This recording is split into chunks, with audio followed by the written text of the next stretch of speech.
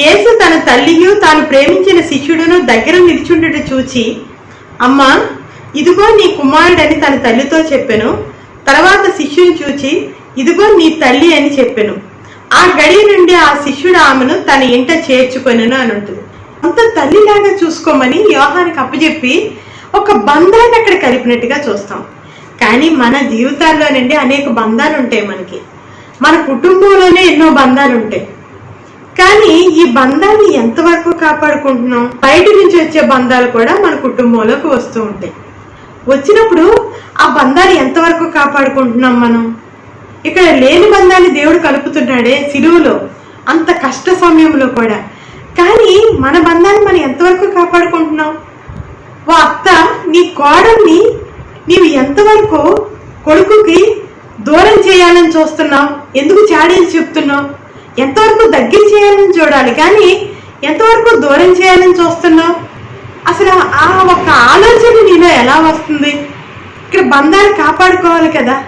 ఇక భార్యాభర్తల సంబంధాలకు వస్తే, భర్త భార్యకి, ఇప్పుడు భార్య భర్తకి ఎంతవరకు నమ్మకంగా ఉంటున్నారు? ఈ అంత్యకాలంలోనండి ఎవరి కాదు వాళ్ళకి పాపం చేయడానికి విస్తారమైన దారులు దొరుకుతున్నాయి. ఆ దారిలో పడిపోయి ఎవరి సెల్ ఫోనే వాళ్ళది, ఎవరి సెల్ ఫోన్ వాళ్ళకి ప్రపంచం అయిపోతుంది. భర్త భార్యతో, భార్య భర్తతో ఎంతసేపు గడుపుతున్నారు? బిడ్డలకి మీరు ఎంత ప్రాధాన్యత ఇస్తున్నారు? బిడ్డలతో ఎంత సమయం వెచ్చిస్తున్నారు? మరి తల్లులైతే సీరియల్స్ చూసుకుంటా బిడ్డలకి ఏమాత్రం సంబంధం లేనట్టే ఉంటున్నారండి. వాళ్ళ పని వాళ్ళది, వాళ్ళ చదువు వాళ్ళది, వీళ్ళది వీళ్ళు. ఈ మధ్య భార్యాభర్తలు కూడానండి ఒకే టైంలో ఇద్దరికి ఒకసారే వాళ్ళకి సెలవులు దొరుకుతాయి. ఆ సెలవులు ఇద్దరు కలిసి వెళ్ళట్లేదు. ఈ మధ్య ఈ ఫ్రెండ్స్తో విహారయాత్రలకు వెళ్తుంది, ఈయన ఫ్రెండ్స్తో విహారయాత్రలకు వెళ్తున్నారు. అంటే ఏంటంటే ఒక ప్లేస్ కూడా సరిగ్గా నిర్ణయించుకోలేకపోతున్నారు. ఈయనకి ఇష్టమైన ప్రదేశానికి గుంపులు వేసుకుని ఈమె వెళ్తుంది ఈ ఫ్రెండ్స్తో, ఈయన యొక్క గుంపు ఉంటారు కదా, వీళ్ళందరినీ వేసుకుని ఈయనకి ఇష్టమైన ప్రదేశానికి వెళ్తున్నారు. ఏమైపోతుందండి మనకి? క్రైస్తవ సమాజం ఏమైపోతుంది? ఇలాంటి సంబంధాలా? మన సంబంధాలు కట్టుకునేటట్టు ఉండాలి. మంచి ప్రెషియస్ టైం అండి. భార్య భర్త, భర్త భార్యతో గడుపుకునే మంచి ప్రెషియస్ టైంని నువ్వు సెల్ ఫోన్తో గడిపేసి విడదీసేసుకుంటున్నారు. సంబంధాలు ఇప్పుడు ఎప్పుడైతే సంబంధం ఉందో ఇంకా ఇంకా బంధం బలపడుతుంది. అసలు మాటే లేని సంబంధాలు ఎలా బలపడతాయి? ఎవరు ఎంటర్టైన్మెంట్స్లో వాళ్ళు ఉంటే ఈ కుటుంబ వ్యవస్థ ఎలా, సంబంధాలు ఎలా కట్టబడతాయి? ఇప్పుడు అత్త కొడుకుకి కోడలను దూరం చేయడం కాదు, కుటుంబ ప్రార్థన పెడుతున్నప్పుడు అందరూ కలిసి ప్రార్థన చేసినప్పుడు బంధాలు ఎక్కువ అవుతాయండి. మనం ఎంతవరకు మన బంధాలు నిలబెట్టుకుంటున్నాం? అత్తని ఎంతమంది కోడళ్ళు అత్తను ప్రేమిస్తున్నారు? అసలు ప్రేమించేటట్టు అత్తను ప్రవర్తిస్తున్నారా? ఒకసారి ఆలోచించుకోండి. దేవుడు ఈ సిలువలో మీకు ఒక చిన్న తెలిసి తెలియకుండా ఒక నిద్రాణంగా ఒక సందేశం ఇచ్చారు. అదేంటంటే, కుటుంబ వ్యవస్థను కాపాడుకోండి, కుటుంబ సంబంధాలను కాపాడుకోండి. ఎందుకంటే మంచి కుటుంబ వ్యవస్థే దేవునికి మహిమకరంగా జీవించగలదండి. ఆ కుటుంబ వ్యవస్థను ఎంతవరకు కాపాడుకుంటున్నాం అనేది ఇక్కడ చాలా నిద్రాణంగా దేవుడు మీకు చెప్పడం జరిగింది. అవిశ్వాసికి విశ్వాసికి పొత్తు లేదు. అవిశ్వాసి అయినా వాళ్ళు పార్ట్నర్లు ఎడబాయవచ్చని బైబిల్లో ఉంది. ఇప్పుడు నేను విశ్వాసి కాదు, విశ్వాస కుటుంబానికి నేను హెచ్చరిక చేస్తున్నాను. మీ బంధాలు విడిపోకుండా మీరు ఎంతవరకు మిమ్మల్ని మీరు కాపాడుకుంటున్నారు?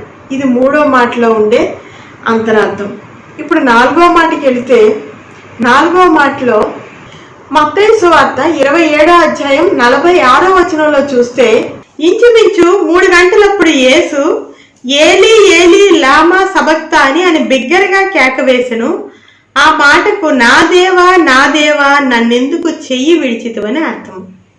ఇక్కడ మనకు ఒక డౌట్ రావాలండి. అదేంటంటే, క్వశ్చన్ చేస్తున్నాడు దేవుడు నన్ను చెయ్యి విడిచాడు అంటలేదు. అక్కడ ఒక స్టేట్మెంట్ ఇవ్వట్లా.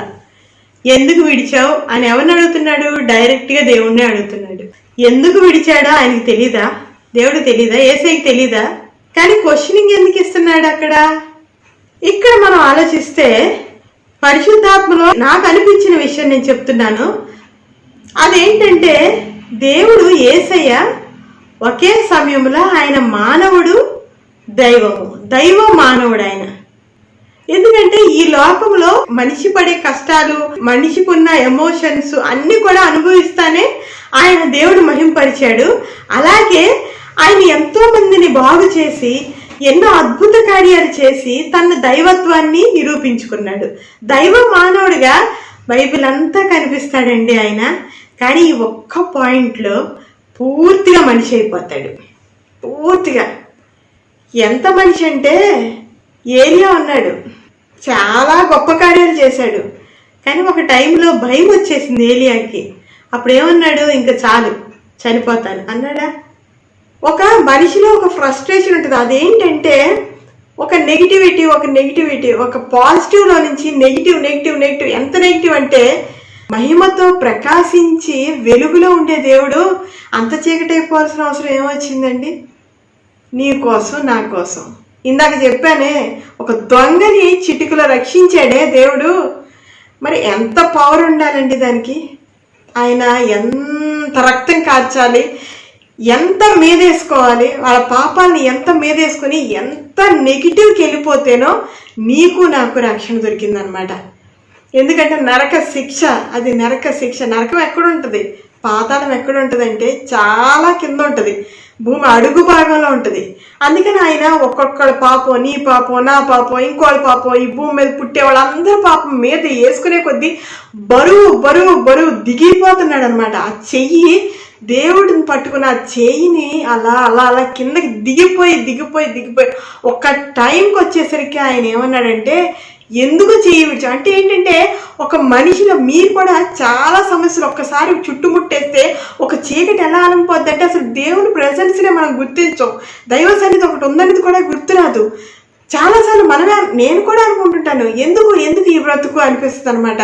అలాగా శ్రమలలో మనకి చీకటి ఆవరించబడిపోయి నెగిటివిటీ వచ్చేసి డిప్రెషన్ వచ్చేస్తూ ఉంటుంది. కానీ అంతా వేసుకున్నాడుగా మీద, ఆయన కూడా కుంగిపోవాల్సిన పరిస్థితిలో ఆయన అన్న ఒకే ఒక పెద్ద కేక్ అనమాట, నా దేవా నన్ను ఎందుకు చెయ్యి విడిచావని.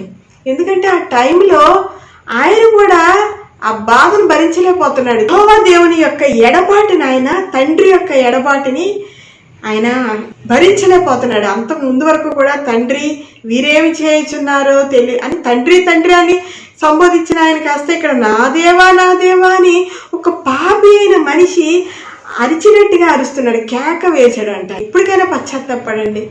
రక్షణ అనేది ఏదో ఒక గిఫ్ట్ వచ్చేసింది, అది మన పర్సులో పెట్టుకుని వెళ్ళిపోయేది కాదండి. మనం పరుసులో దాన్ని పెట్టుకుంటున్నాం అంటే అక్కడ ఎంత రక్తం చిందించిన మనిషి ఒక ఆయన ఉన్నారు. ఆయన యేసు ప్రభు. ఆయన దైవ మానవుడు, దైవత్వాన్ని విడిచి మానవుడిగా శిలువ మీద భయంకరమైన రక్తం కార్చి చేసిన త్యాగ ఫలితం ఇదిగో నువ్వు పరుసులో వేసుకెళ్తున్నావే ఈ రక్షణ అనమాట. అందుకే గుర్తించి ఇది ఊరికిన నాకు వచ్చింది కాదు, ఒక మనిషి భయంకరమైన త్యాగంతో వచ్చిందని గుర్తిస్తే నీ కళ్ళు చెమర్చి నువ్వు ఆయన దగ్గరికి వెళ్ళిపోయి ఏ తప్పు చెయ్యవు, నువ్వు మళ్ళీ చెయ్యవు. ఎందుకంటే ఆయనకు ఆ రక్తం అస్తమాటి చిందించబడుతుందా అండి మళ్ళీ చేయడానికి? ఆ ఒక్కసారి రక్తం యొక్క విలువ తెలుసుకున్నప్పుడు, నీ రక్షణ యొక్క విలువ తెలిసినప్పుడు నువ్వు ఇంకా ఎప్పుడు ఏ తప్పు చేయవు. ఈ సిలువలో, ఈ మాటలో ఇదే మనకి నిద్రాణమై ఉన్న ఒక సత్యము, మన హెచ్చరించే సత్యమై ఉంది. మనం 5వ మాటగా చూస్తే యోహాను సువార్త 19వ అధ్యాయం 28వ వచనంలో, అటు తర్వాత సమస్తమును అప్పటికి సమాప్తమైనదని యేసు ఎరిగి లేఖనము నెరవేరినట్లు నేను దప్పికొనుచున్నానెను. ఇప్పుడు మనం 5వ మాట, 6వ మాట, 7వ మాట 3 కలిపి చూసుకోవచ్చండి. ఎందుకంటే ఇది ఇంకా లాస్ట్కి వచ్చేస్తుంది, ఇంకా చాలా మినిట్స్ టైంలో జరిగి ఉండొచ్చు అనమాట. ఇది కూడా నా ఎగ్జామ్షనే, మినిట్స్ టైంలో జరిగి ఉండొచ్చు. అదేంటంటే 5వ మాట తర్వాత 6వ మాట చూస్తే యోహాను సువార్త 19వ అధ్యాయం 30వ వచనంలో యేసు ఆ చిరక పుచ్చుకొని సమాప్తమైనదని చెప్పి తల వంచి ఆత్మను అప్పగించిన అని ఉంటుంది. అలాగే 7వ మాటలో చూస్తే లూకా సువార్త 23వ అధ్యాయం 46వ వచనంలో, అప్పుడు యేసు గొప్ప శబ్దంతో కేక వేసి తండ్రి నీ చేతికి నా ఆత్మను అప్పగించున్నాను అనెను. ఆయన ఇలాగో చెప్పి ప్రాణమును విడిచెను. ఈ 3 మాటలు కనెక్టెడ్గా ఉంటాయి. ఎందుకంటే 5వ మాటకే ఇంకంతా సమాప్తం అయిపోతుంది అని తెలుసుకుని ఆయన ఒక మాట చెప్తాడండి. అదేంటంటే నేను దప్పికొనుచున్నాను. ఇంకా సమాప్తం అయిపోయింది తెలిసింది. చచ్చిపోయే ఆయన దప్పికొనుచున్నాను అని ఎందుకు అని ఉంటాడు ఆయన. ఇప్పుడు 5వ మాట, 6వ మాట, 7వ మాటకు వచ్చేసరికి ఆఖరాఖరిగా వచ్చేసినట్టుగా అనిపిస్తుంది అనమాట. ఆయన కొన్ని నిమిషాల్లో చనిపోతున్నట్టు తెలిసి కూడా ఆయన దప్పికొనుచున్నానని ఎందుకు అడుగుంటారు? ఎందుకు అడిగారంటే ఇక్కడ ఆయన దప్పిక తీర్చడానికి చిరకనిచ్చారు, కానీ అది పెద్ద తీసుకున్నట్టుగా కూడా కనిపించరు. ఎందుకంటే మనం 6వ మాటలో చూస్తే యేసు ఆ చిరక పుచ్చుకొని సమాప్తమైనదని చెప్పి తల వంచి ఆత్మను అప్పగించను అని ఉంటుంది అనమాట. అలాగే మనం 7వ మాటకు వచ్చేస్తే గొప్ప శబ్దంతో ఆత్మని అప్పగించేశాడు. సమాప్తమైందని చెప్పి ఆత్మను అప్పగించేశారు. సమాప్తం అవుతుందని తెలిసి ఒక మాట అన్నారు, అదేంటంటే నేను దప్పికొనుచున్నాను అని.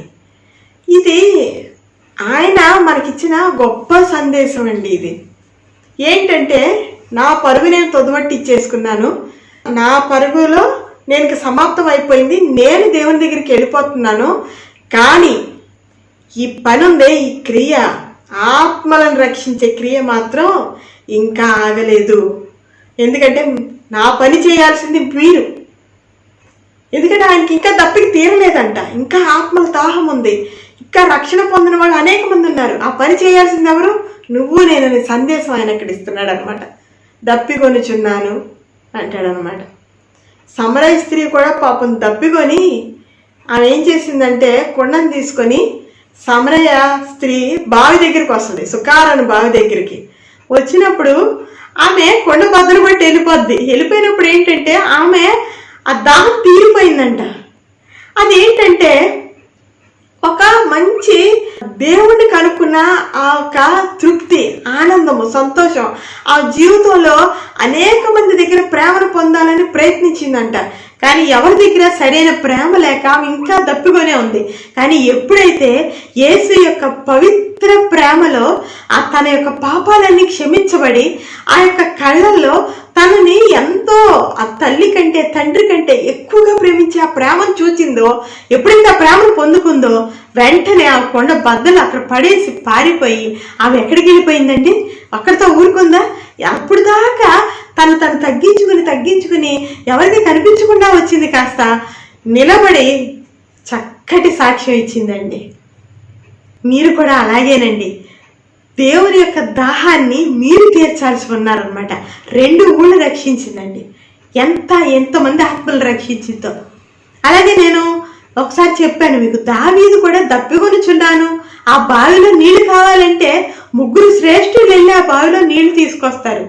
మన యొక్క దేవుని యొక్క దప్పికేంటో, అది ఏంటో, ఆశ ఏంటో, ఆ కోరిక ఏంటో తెలుసుకుని ఆ దప్పిక తీర్చాల్సిన బాధ్యత మనది. ఈ శిలువ దర్శనాన్ని ఒక్కసారి చూడండి. ఆయన శిలువలో మాట్లాడిన ఈ చివరి మాట చూడండి, దాదాపు చివరి మాట. ఇది గొప్ప ఇన్స్ట్రక్షన్ అనమాట.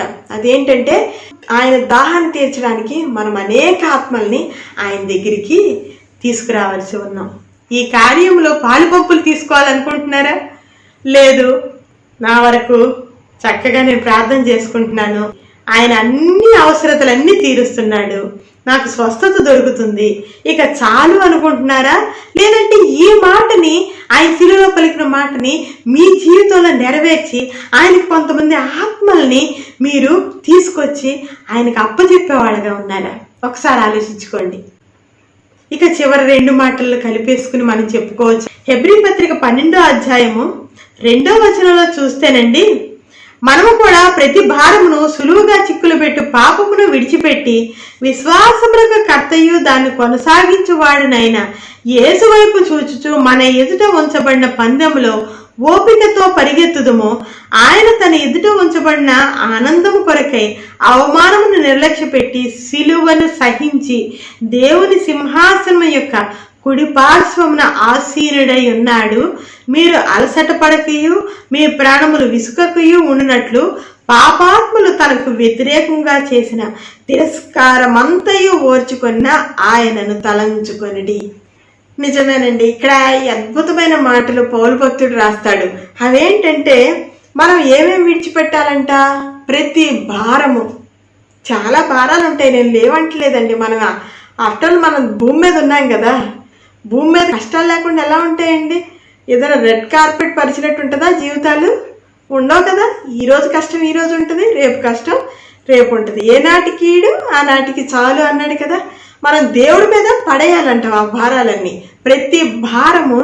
అంతేకాకుండా సులువుగా చిక్కులు పెట్టు పాపము. లేదు మనకి ఏ కష్టాలు లేకపోతే మనకి చాలా శోధనలు, టెంప్టేషన్స్, పాపాలు చేయాలన్న కోరికలు ఇలాంటివి కూడా వస్తుంటాయి. అందుకని ఇవన్నీ ఏం చేస్తాయంటే ఈ పాపాలు సులువుగా చిక్కులు పెడతాయంట. అంటే నీ జీవితం ఇప్పుడు బాగానే ఉంటుంది, పాపం చేసేస్తావు, కానీ దానివల్ల రేపేం చేస్తుంది, నీకు చిక్కులు వస్తాయంట. అందుకని నువ్వు ప్రతి భారము అంటే కష్టం వస్తే కష్టాన్ని, అలాగే పాపపు శోధనలు వస్తే పాపపు శోధనల్ని ఏం చేయాలంటే మనము విశ్వాసమునకు కర్తయు దాన్ని కొనసాగించు వాడైన యేసు వైపు చూచుచూ వీటిని మనం విడిచిపెట్టాలంట. ఆయన ఏ టెంప్టేషన్కి లోనవలేదుగా, ఏ శోధనకి లోనవలేదుగా, అలాగే ఏ భారాన్ని కూడా ఆయన నాకు వద్దు అనలేదు. సిలువు మీద ఎంత భారం మోసాడు ఆయన, మన పాప భారం అంతా మోసాడు. భారాలు వస్తాయి, వద్దు వద్దు అనొద్దండి. ఆ భారాల్లోనే, ఆ కష్టాల్లోనే నీకు ఆశ్చర్యకరమైన ఆయన సమాధానము నీ హృదయానికి, నీ తలంపులకి కావలి ఉంటుంది. అందుకని ఎవరి వైపు చూడాలంట? యేసు వైపు చూడాలంట. దాన్ని కొనసాగించు వాడనైనా యేసు వైపు చూచుచు మన ఎదుట ఉంచబడిన పందెములో ఓపికతో పరిగెత్తుదుము. మనం ఏం చేస్తున్నామండి, మన జీవితం అంతమయ్యే వరకు కూడా పరుగు పందెమే అది. దానిలో ఎలా పరిగెత్తాలంట? ఈయన వైపు చూస్తూ, యేసు వైపు చూచుచు ఓపికతో మనం పరిగెత్తాలంట. అంతేకాకుండా ఆయన ఏం చెప్తారు, ఆయన తన ఎదుట ఉంచబడిన ఆనందము కొరకై అవమానము నిర్లక్ష్య పెట్టి, అవమానాలు వస్తూ ఉంటాయి. యేసునామంలో మనం ముందుకెళ్తుంటే అనేక మంది అవమానాలు చేస్తుంటారు. ఈ అవమానాలన్నీ మనం ఏం చేయాలి, నిర్లక్ష్య పెట్టాలంట, పట్టించుకోకూడదు. అంతేకాకుండా సిలువను సహించి, ఎవరు ఇవన్నీ అవమానాలు నిర్లక్ష్య పెట్టి సిలువను సహించింది ఎవరు? మన యేసయ్య. యేసయ్య శిష్యులుగా మనం కూడా ఈ అవమానాలన్నీ నిర్లక్ష్య పెట్టాలి, సిలువని సహించి మనం ఎక్కడికి వెళ్ళాలంట? దేవుని సింహాసనం యొక్క కుడిపార్శ్వంన ఆయన ఆసీనుడై ఉన్నాడంట. ఆయన ఏమంటాడంటే ప్రకటన గ్రంథంలో, నేనే సింహాసనం మీద కూర్చున్నాను, ఆ సింహాసనం మీదే నిన్ను కూడా కూర్చుండబెడుతున్నా అంటారనమాట. ఆయన కుడిపార్శ్వం ఆసీనుడై ఉంటే నిన్ను కూడా అదే కుడిపార్శ్వంలో, అదే సింహాసనం మీద నిన్ను కూర్చుండబెడతాడు. అందుకని మనం ఏం చేయాలంటే ఇవన్నీ కూడా నిర్లక్ష్య పెట్టుకొని యేసు సిలువ వైపు చూచుచు మనం ఈ పరుగు పందెంలో ఓపికగా పరిగెత్తాలని పౌలు భక్తుడు చెప్తున్నారు. అంతేకాకుండా మనకి ఇంకో మాట కూడా ఆయన అక్కడే చెప్తా ఉన్నారు పౌలు భక్తుడు. అదేంటంటే, మీరు అలసట పడకయు మీ ప్రాణములు విసుకకయు ఉండునట్లు పాపాత్మలు తనకు వ్యతిరేకంగా చేసిన తిరస్కారం అంతయు ఓర్చుకున్న ఆయన్ను తలంచుకొనిడి. పాపాత్ములు ఆయనకి వ్యతిరేకంగా అనేక తిరస్కారాలు చేసిన వాటిని ఓర్చుకున్నాడంట. ఆయన ఎందుకు ఓర్చుకున్నాడు? తన కోసమా, తన స్వలాభం కోసమా? తనకు ఆల్రెడీ మహిమ ఉంది కదండి. భూమి పుట్టకముందు ఏం మహిమ ఉందో ఆయనకు ఉంది. ఆయన మహిమ కోసం, ఆయన పరలోకం వెళ్ళడం కోసం ఏం ఓర్చుకో అవసరం లేదు. ఎందుకని ఓర్చుకున్నాడంట? అక్కడే ఉంది చూడండి, మీరు అలసట పడకయు మీ ప్రాణములు విసుకకయు ఉండినట్లు. ఈ పరుగు పందెంలో మనం అలసిపోకుండా ఉండడానికి, మన ప్రాణాలకు విసుగు రాకుండా ఉండడానికి ఆయన ఓర్చుకున్నాడంట. అందుకనే నీకోసం నువ్వు కూడా ఓర్చుకో.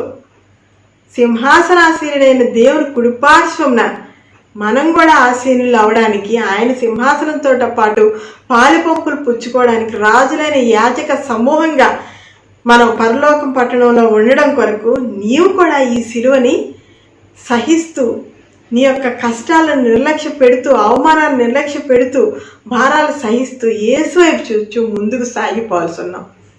ఇప్పుడు మీరు యేసులో కొత్తగా జన్మించిన శిశువుల్లాగా ఉంటే ఒక నూతనమైన మార్గం ఉందంట. అది హెబ్రీ పత్రిక 10వ అధ్యాయం 20వ వచనంలో ఉంటుంది. అనగా నూతనమైనదియు జీవమును గలదియు ఆయన శరీరమును తెర ద్వారా ఏర్పరచబడినదు ఆయన మార్గమున ఆయన రక్తం వలన పరిశుద్ధ స్థలమందు ప్రవేశించుటకు మనకు ధైర్యం కలిగి ఉన్నది అంటారనమాట. ఈ మార్గం ఎలా ఏర్పడిందంటే, ఆయన యొక్క శరీరము అనే తెర చిలుకుట ద్వారానండి. అంటే అతి పరిశుద్ధ స్థలానికి దేవాలయంలో ఒక మధ్యలో ఒక తెర ఉంటుంది కదా, అతి పరిశుద్ధ స్థలాల్లో కేవలం యాజకుడే ప్రవేశించగలడు.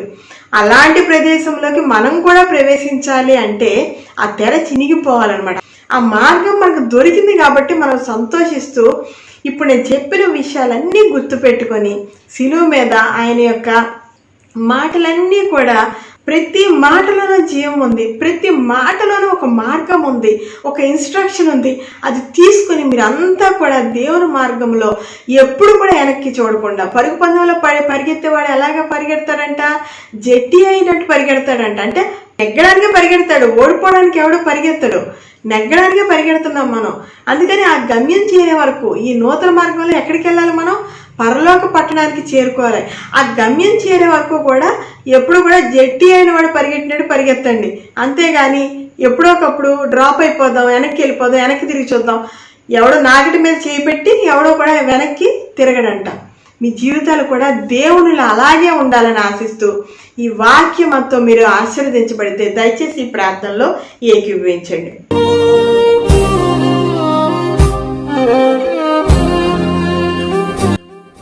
యేసయ్యా, గొప్ప దేవ, ఘనదేవ, నీకే వందనాలు, స్తోత్రములు తండ్రి. దేవ, ఇక్కడ కూడిన బిడ్డలందరినీ ప్రభా తండ్రి, నీ నూతనమైన మార్గంలో తండ్రి, నీ యొక్క శరీరమే తెర చాపలాగా చేసి చించి వేసి ప్రభా తండ్రి, ఆయా సిలువల తండ్రి మేకులతో కొట్టివేసి నువ్వు మాకు జయోత్సవం ఇస్తున్నావు తండ్రి. గొప్ప మార్గాన్ని చూపించావు తండ్రి.